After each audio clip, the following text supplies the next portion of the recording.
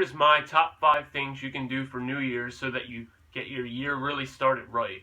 And these things are for anyone and they're for beginners. I could say get a bike. I could say go vegan. I could say all this stuff, but I want to give you 5 things you can actually just start today without not having a ton of knowledge and not worrying about this and that. You can just go ahead and start doing it. Alright, so number 1 I have is start working towards $1,000. Now, money does not make you happy, but that is not my point. You don't always want to be waiting on money to come in and worrying that you won't have enough for something. So what I would like for myself and other people to try out is get to that 1,000 mark, and then you can spend once you're over that 1,000. So say you have 1,000, you can't spend unless you really need it. You want something for 200, you got to wait till it's 1,200. That way, you always have this backup and then use as needed. Not like, oh, I have 1,000, I'm just going to go do this and that, and then it's all gone, you got to start over again. It's just nice to have for an emergency. I want you to develop a bedtime routine. Now, if you're someone who struggles with sleep, this is going to be especially as important. For right now, I am using a white noise machine. My girlfriend got me some lavender tea, which I drink about 30 minutes before bed. Always floss and brush my teeth, and I'll sip on some water so my mouth is moist. And I'll lay on my back for the first hour. I also turn off my cell phone and I turn off all the electrical stuff I have going on in the room. I'll open the window a bit so I get some fresh air in. And even though it's winter, I just bundle up and try to stay warm. But it's really nice to have that fresh air. Number 3, this one's really important, especially if you have any health issues or weight goals. You got to eliminate the oil. If you're going vegan and you're like interested and you still want to have all the vegan burgers and everything like that, they're still way healthier than the meat alternative, than eating meat and stuff. But if you're really trying to, get to your goals, get to your fitness goals and your weight loss goals, oil is going to really thicken the blood. Blood flow isn't going to be as good. It's also going to store in the hips, waist, and thighs really easily. So especially for women, if you're trying to lose weight, you stay away from the oil. It's going to make it's going to make the sugar in your blood harder to get in, so you can't utilize carbohydrate as well. So oil, the best you can do. I'm currently trying to do 0, and it's always so much better. I notice a huge difference. This is a really important one. If you really are disliking your job, you really show up and you're just like, fuck, I got 8 hours of this shit. This year I quit my job. It's the best decision I ever made.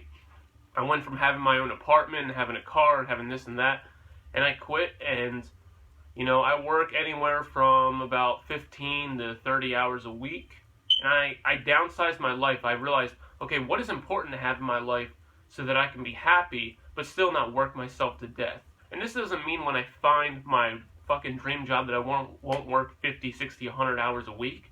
It's just that I'm not going to work that hard at something I hate. So I would like for you guys to make it your goal to set up how you're going to do your money and how you're going to eat and how you're going to pay for things. Find it all out and start looking for that next job that's going to be a little better. And even if it's not, you have a new experience with a new job, new skills that you can go with, and then you can leave that job feeling and starting that new one knowing, oh man, I did it once. If I hate this job, I can find another one. Don't worry about putting a certain amount of time in if you hate it. I had a job for 3 years. I would never go back to a job like that and say like, all right, well, I'm going to stay so that it looks good on a resume. Bullshit a fucking resume. Lie if you have to. Do what you need to do to make yourself happy. Don't worry about them.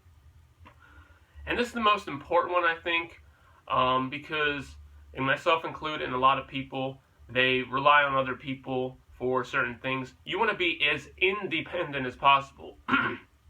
The most dependent right now I am is on rides, because one, it's winter, so it's hard to ride my bike, and I do have a bit of a foot injury, a little bit of inflammation, so I can't walk as far as I want for hours and hours and hours on end, which is fine with me, but that is my most needed thing. So what do? I stock up on everything I need. I set it up to where it's going to be as convenient for other people, hopefully. And what I notice when you just worry about yourself and you try to do your fair share, you get everything you want done, and you actually, you get the sleep you need, and you do the things you need to do. And when you're independent, you're not relying on other people. You don't have that feeling bad of, oh, now I have to do this for them. No, now I have to do this for them. You want to be as independent as possible. buy your own stuff, do what you want, go to sleep when you want, and then if other people can fit into your schedule, awesome. If not, if you're working around other people's schedules, just fuck them off, or just say, hey, this isn't, I need to do my own shit, okay? And don't guilt trip people into doing what you need to do. Just, if they're along with it, it's going to be way better. Think about the times where you asked someone to hang out with you and you really pestered them and they didn't. It just sucked. Because they didn't really want to be there. But the times where they're like, hey, let's do it, and you were in that mood to do it too, and you guys hung out, it was really fun. Okay? So those are my tips. You should write these 5 down and then start putting them into effect tomorrow. Or even today. 2017 is going to be a very vegan year.